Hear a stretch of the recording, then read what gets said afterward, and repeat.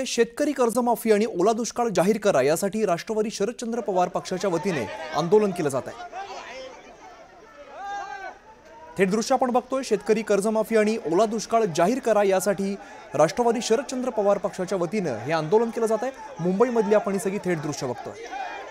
दरम्यान आंदोलकांची पोलिसांकडून सध्या धरपकड केली जाते। शेतकरी कर्जमाफी आणि ओला दुष्काळ जाहीर करा या मागण्यांसाठी हे आंदोलन होत आहे। शेतकऱ्यांच्या प्रश्नांसाठी खरं तर हे आंदोलन केलं जात आहे।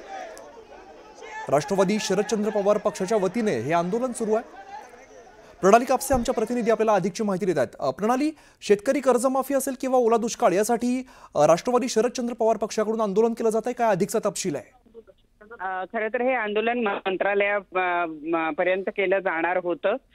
त्यावेळेला शशिकांत शिंदे सुद्धा त्या आंदोलनामध्ये सहभागी होईल असं सांगण्यात आलेलं होतं, परंतु पोलिसांना या गोष्टीची खबर कदाचित आधीच लागली, म्हणून त्यांनी संपूर्ण कार्यालयाच्या बाहेरच मोठ्या प्रमाणावर पोलीस आले होते आणि त्यांनी कार्यालयातून बाहेर निघाल्याबरोबरच या सगळ्यांना ताब्यात घेतलेलं आहे। त्यामुळे कार्यालयाच्या बाहेरच मोठ्या प्रमाणावर या ठिकाणी घोषणाबाजी झाली आणि त्यानंतर आपण पाहिलं की या ठिकाणी त्यांना सगळ्यांना ताब्यात घेण्यात आलेलं आहे। राज्यामध्ये एकूण जी काही परिस्थिती निर्माण झाली आहे त्या परिस्थितीच्या पार्श्वभूमीवर या ठिकाणी आंदोलन करण्यात आलं होतं। मागणी करण्यात आलेली होती की या ठिकाणी राज्यामध्ये ओला दुष्काळ जो आहे तो जाहीर केला जावा आणि त्याचबरोबर शेतकऱ्यांची कर्जमाफी केली गेली पाहिजे। कर्जमाफी गेल्या कालावधीमध्ये झाली नव्हती, ती कर्जमाफी करण्याचं आश्वासन राज्य शासनाच्या वतीनं देण्यात आलेलं होतं ज्यावेळेला निवडणुका होणार होत्या त्यावेळेला, परंतु सरकार स्थापन झालं आणि त्यानंतर कुठल्याही पद्धतीची कर्जमाफी जी आहे ती करण्यात आलेली नाही